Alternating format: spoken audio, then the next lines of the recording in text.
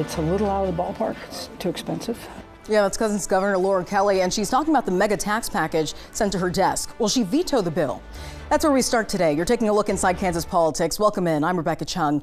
There's just days left before lawmakers return to the State House, and that means the clock is ticking on tax relief. We're breaking that down in some of the biggest political topics this week with a full panel. Joining me today is state and local government professor Bill Fiender, State House reporter for the Kansas Reflector Rachel Mepro, and political science professor and commentator Amber Dickinson.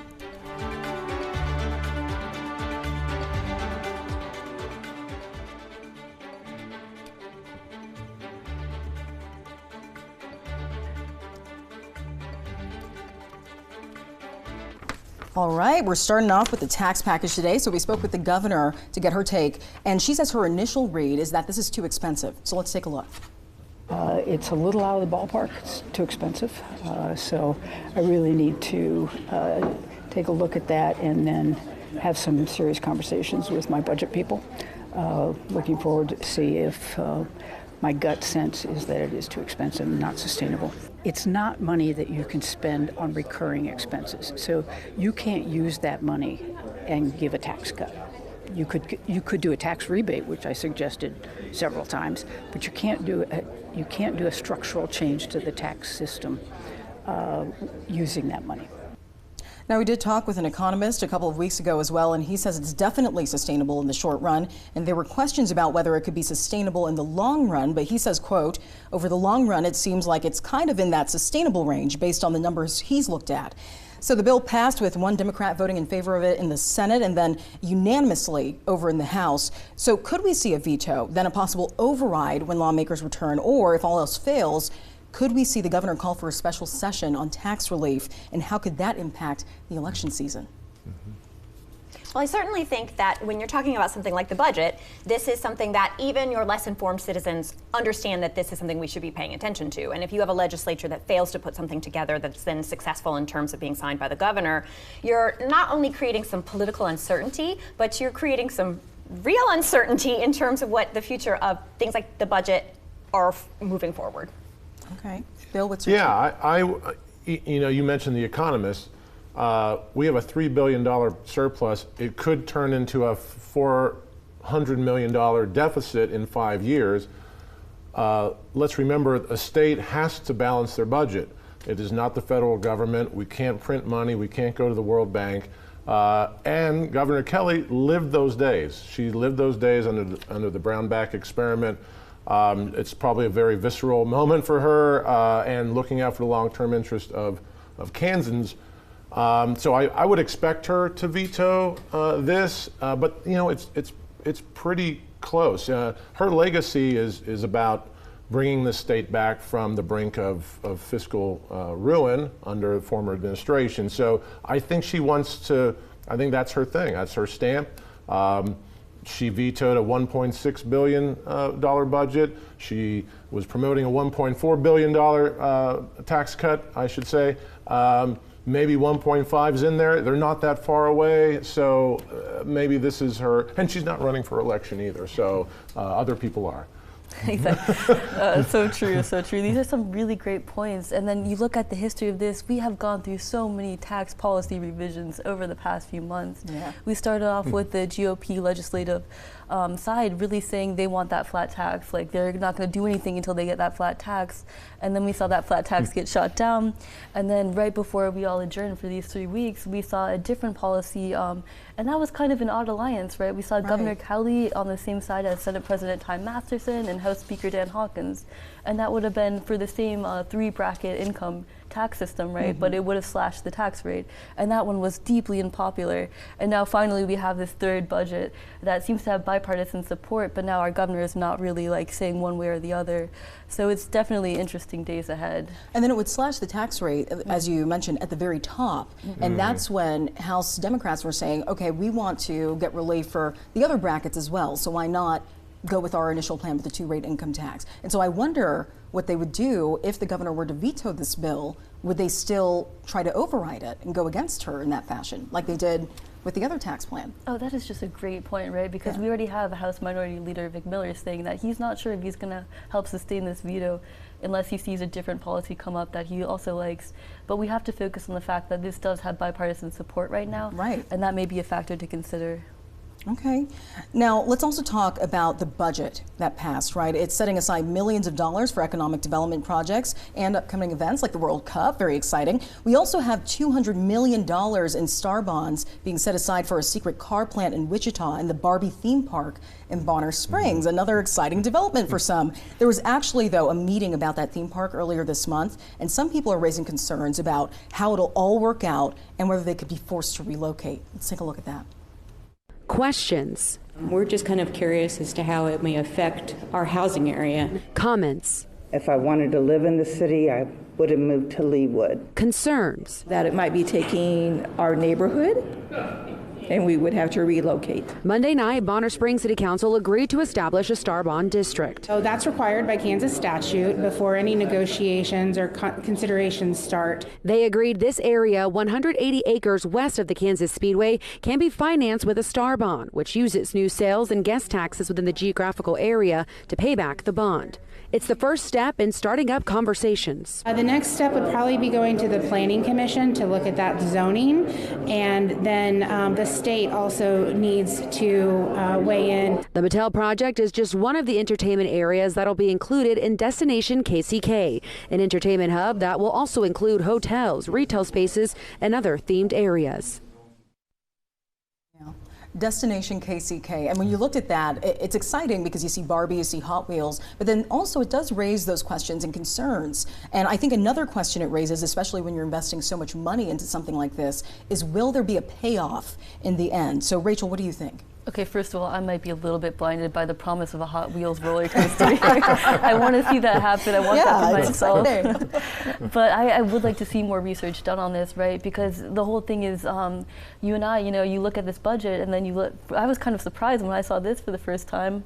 And I would just like to see more research done on that before I say one way or the other that this will be a good investment or not. Maybe it's just Barbie's dream right now. Right, and whether it's, the Barbie theme park or the car plant in Wichita or other things that we invest in, I think that is always a concern, right, Bill? How much will the state actually get back from this? Yeah, I looked at the ratio. It's about 1/3 public right now, 2/3 private.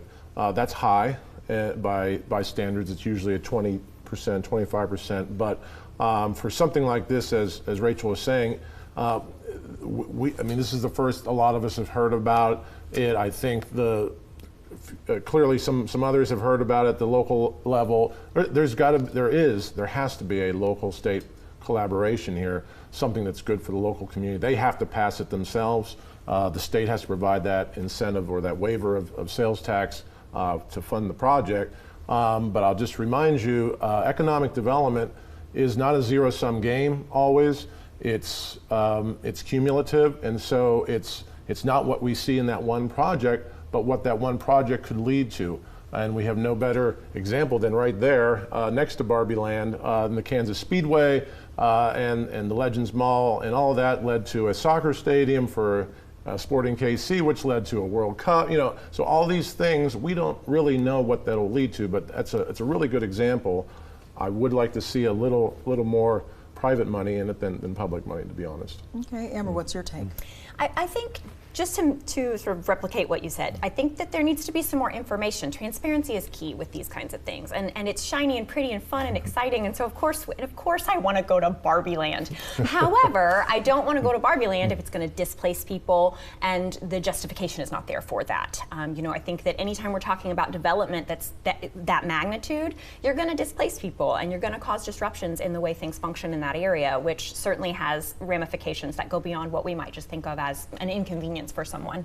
Yeah, a lot of questions too about, secret car plant in Wichita. We don't know too much about these economic development projects until it really comes out, some of them. So. Sure, and again, just to echo my concern about transparency, when you are calling something your secret car plan, I am really concerned about that. Yeah, it's concerning. Well, there's also, while we're on the topic of the budget, let's talk about the money that was supposed to go to reducing the disability wait list. And Rachel, I'm going to let you chime in there. Oh yeah, this has been a pet project of mine. So for those that don't know, we have have really long wait times for people who want state-funded waiver services. And what that would look like for disabled Kansans is essentially giving them in-care, home and help, and whatever help they need. And it's really crucial for a lot of people. Right now, our wait list for that help is like more than 7,000 people waiting. And it can be up to 10 years, maybe even longer in some cases. So to help alleviate this problem, I think they put around $46 million toward that in the state budget, which sounds really good, but that would fund about 500 slots on each list. And then the advocates I've been talking to are telling me this is not enough, right? Another 500 at least would be needed for those with intellectual and developmental disabilities to really help out with this problem. So I was a little bit disappointed by that amount of funding. I've heard from a lot of people that are, and that wished it would be a little bit more of a priority, especially when you realize we've given like a lot of $1 million to help out with Texas's border problem. So people are saying, how about we put Kansas dollars to work in the state? All right, Rachel, thank you so much. Another push for Medicaid expansion. This time, law enforcement is weighing in. Will it be enough to move it above the line? We'll be right back. You're watching Inside Kansas Politics.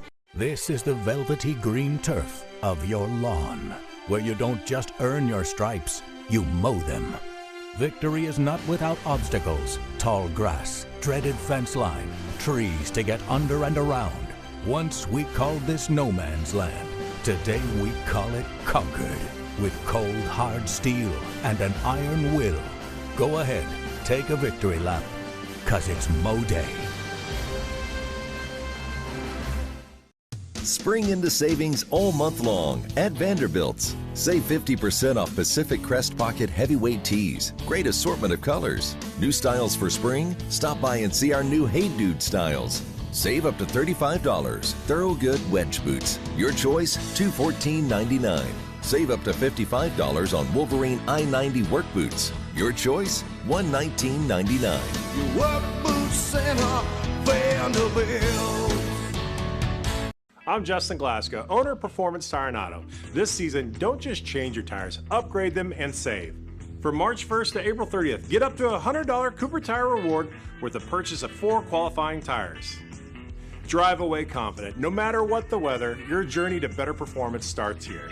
Visit us today at either of our 2 locations, 17th and Topeka Boulevard or 1735 North Kansas Avenue.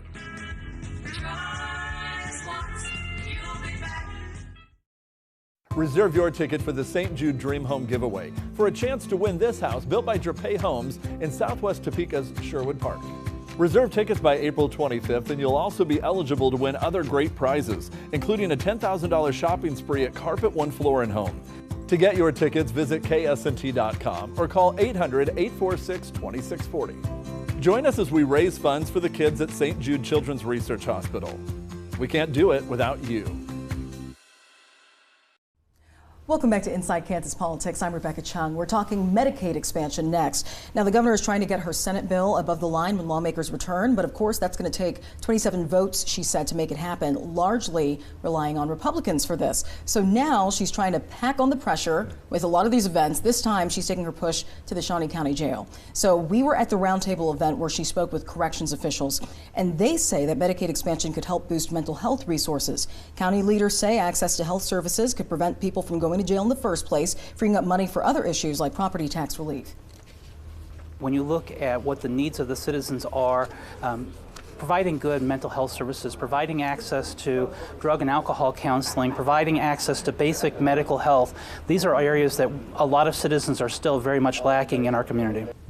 Yeah, and that's also the same day we talked to the governor about taxes. The governor was also asked about her push to bring Medicaid expansion to the floor for debate, and the question, how much of this is more about getting everyone on record with the election coming up than it is about a long shot attempt to get a bill through quickly? This is my 6th proposal. I didn't come up with this yesterday because it's election year. You know, this is just more of what we need to do. If this is what has to be done to get that debate and vote on Medicaid expansion, then this is what we do. Whether it's an election year or not is irrelevant.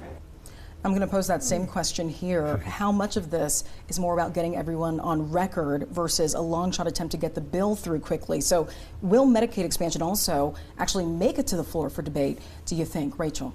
Oh, see, either way she wins here, right? Because I don't know. Actually, I do think we have a shot this year, right? Like just before everyone adjourned, Senate Minority Leader Dinah Sykes, she made a motion to pull this Medicaid expansion bill out of committee. So she's going to need more than 20 votes to get that out of there. That's an uphill battle right there. But because it is an election year, we do see a lot more pressure. We know that the majority of Kansans do support this. So either way, it's going to be a political gain for her party. You know, like this is an issue that a lot of Kansans are super invested in. So it will be in everyone's interest to get that to some sort of debate, and there's a lot more pressure this year than there has been in previous years. It's seeming iffy, though. It's still iffy. Amber, what do you think? You know, I would love to say that I think that they're going to do the right thing and push this through and give relief to people who are suffering in this state, including children, elderly, veterans, and our disabled population. But I think instead they're going to continue to play a political game, and I'm very disappointed in that. Bill, what's your take? Well, I can't disagree with anybody here, but I would say politically, this is extremely shrewd because I think this is next year. I think this is for next year, laying the groundwork for fall elections. If you vote a certain way, if you don't vote to bring it up, then she's pretty much on that record that she has 2 years left. This is her number one priority. She needs to make a point here that there needs to be a change, and whether that's at the ballot box in the fall or a Hail Mary here in the spring, and pushing it down to be a local issue is, I think, brilliant. It is. Locals are spending millions of dollars. We heard from Sedgwick County, we heard from Shawnee County, how much they're spending because we don't have this expansion. So really, do you think it's more about getting people on record? Because Republican leaders have been very outspoken about, you know, how much they do not want Medicaid expansion. She even admitted that when we were speaking with her. So I don't know how far this can really go. And if they have the votes to bring it to the floor, do you think? I think that they should push the vote. I think that they should get people on record for this because I think the voters deserve to understand where people stand on this issue. And I think that above all else, voters have a right to understand, is this person supporting or not supporting something that is important to my life? And so because of that, I think they should get them on record. It's important to over 2/3 of Kansans, as we've seen in the polls. So, all right. Yeah. Thank you all. A slew of vetoes coming down from the governor. We're talking about that next. We'll be right back. You're watching Inside Kansas Politics.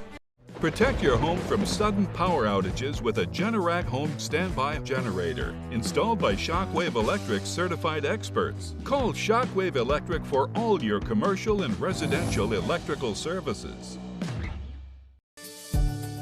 Are you looking for compassionate, personalized care for your furry family members? At the Pet Health and Nutrition Center in the Veterinary Health Center, your pet's health is a priority to us. Our primary care veterinarians and staff are knowledgeable in all phases of care for your pet and want to partner with you in developing a wellness plan that is specifically tailored for them. Are you ready to take your pet's care to another level? Then give us a call. We'd love to have you and your pet become a member of our pet health family.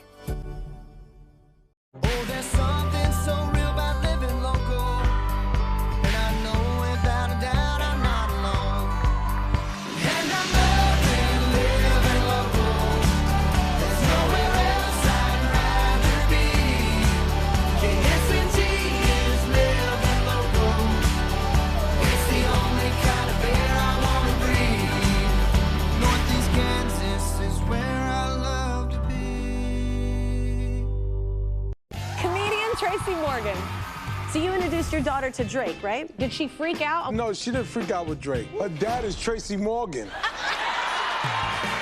Plus the stars of Shogun.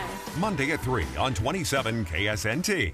Start your Friday with a donut. Fox 43 AM Live and Circle Coffee Company are giving away donuts every week to a lucky business. We'll draw a winner on Wednesday and deliver the treats on Friday. Sign up your business today for a chance to win. Sponsored by Circle Coffee Company.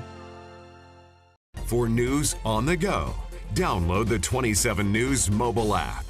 No mo FOMO, no more fear of missing out. The Topeka Symphony Orchestra presents Hollywood. Experience the Topeka Symphony on April 27th at White Concert Hall. Welcome back to Inside Kansas Politics. I'm Rebecca Chung. Lawmakers return to the State House in just a few days, and when they do, they'll have a lot of bills to consider for an override. So let's talk about some of the big ones we've been tracking. We have a couple of abortion-related bills, one that creates the crime of coercion, and then one that requires doctors to ask patients why they're getting an abortion. So it looks like the Senate has the numbers to override these bills. The House, though, can also have the numbers if everyone's present. So Amber, let's start with you. What's your take? So first of all, the coercion bill is ridiculous because it is already illegal to speak to someone that way in a medical appointment in the first place in terms of bullying or threatening in some way. And so this is unnecessary and also creates concern that the vagueness of the bill will open doors for people to take inappropriate action in these appointments. That's a huge problem. The problem with the bill that is asking people to report the reasons for their abortion is also inappropriate. This is a privacy concern. This also is a concern that people will not be able to share important information with their medical provider because they have concerns that they will be criminalized for their behavior. Okay, the other side also saying that, that's gathering information, so just to, get both sides in there. But also another bill vetoed by the governor bans gender-affirming care for minors. Rachel, this is another big one we've been tracking, where the numbers could also be there for an override. Oh, it is so close on that one. Yeah. They're only about 2 votes away from that. It's important to note that this would get rid of gender-affirming care for everyone under 18, but it would also prevent state employees from socially transitioning minors. And in this context, that would mean using minors' preferred pronouns or allowing them to dress in the way that they want. So people are saying this has wide-ranging implications and is ultimately very negative for the state's LGBTQ population. So we will see, again, 2 votes, very narrow. We could see some challenges if this were, to go through. And then, Bill, on this last one, this is definitely in your wheelhouse. It's about local stuff. So, will lawmakers be able to override the governor's veto of a bill that blocks plastic bans? And could it be challenged if it becomes law? Do not fool yourself. This is not really an environmental thing. It's more about home rule. This is about state intrusion into laws that cities and their citizens enact to self-govern themselves in their own self-interest and best interest. And state legislators who often rail against federal intrusion into their state activities know better. And so banning plastic bag bans, which the city of Lawrence has done starting March, is what this is all about. Who controls to make that decision? And so I do think it will be it will be vetoed, or it was vetoed, and it will be sustained. It's a comfortable margin right now. Okay. Well, we'll have to see what plays out. Thank you guys so much. We'll be right back. You're watching Inside Kansas Politics. DeBackers Heating and Cooling can maintain all your home's furnace and air conditioning systems. Whether you just need a service or a completely new system, trust the professionals at DeBackers for year-round comfort. Taking care of your home for over 60 years in Topeka. DeBackers Heating and Cooling. It's time. The 2024 Draft in Detroit. The top picks in college football and the teams who want them. It's your preview of the players who could be called to the pros. Who will your team pick? Draft coverage starts Wednesday, April 24th at 6:30 with The Pick Is In, followed by Countdown to the Draft April 25th at 6:30 before the draft at 7, all on KTKA. Draft coverage is sponsored by Sarto Countertops. Would you rather hear about sports from people who like to talk sports, or hear from the people who actually play and coach sports? The best predictor of future success is past success. K-Nation has the interviews and coverage you want for all things KU and K-State. When you do the small things correctly, big things will happen. Join us every Sunday night after 27 News at 10 for another exciting week of K-Nation. Sponsored by 988 Suicide and Crisis Lifeline. When Mark doesn't feel like being there, Mark lets everyone know. Next live, Grey's Anatomy star Kim Raver, plus Shogun's Hiroyuki Sanada. Monday at 11 on 27 KSNT.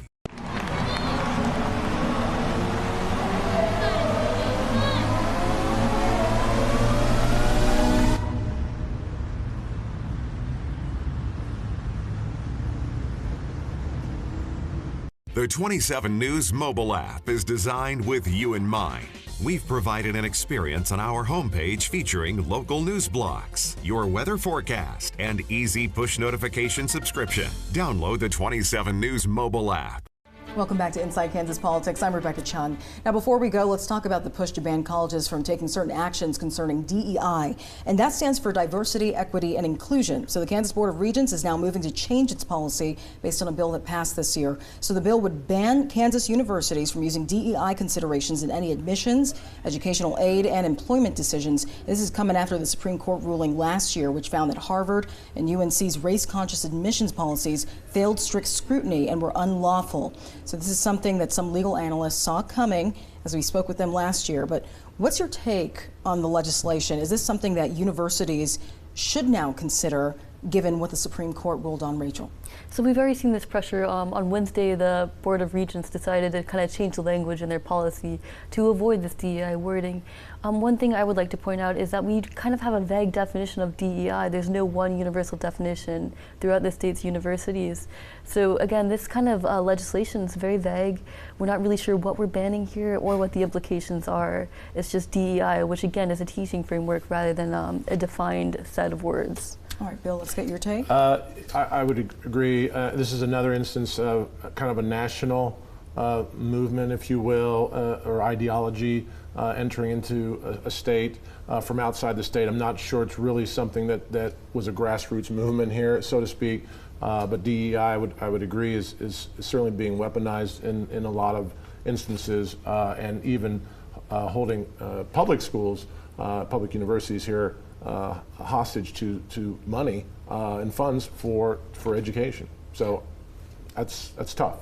Well, when we do talk about the Supreme Court ruling last year, I mean, does it play a role here, Amber, do you think?